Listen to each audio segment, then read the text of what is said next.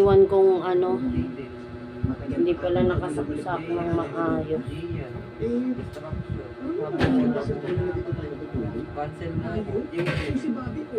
Kurikyo. Kayo eh.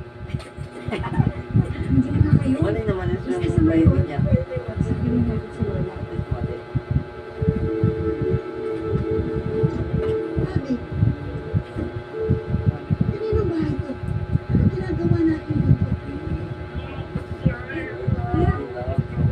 Tumiti siya.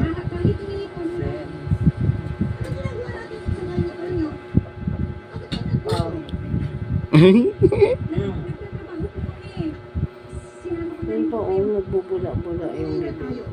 Pag ganyan daw pang ano daw yung baby. Parang hirap pumiha. Napansinin mo, lagi nagbubula-bula bibig niya kahit wala siyang dinala.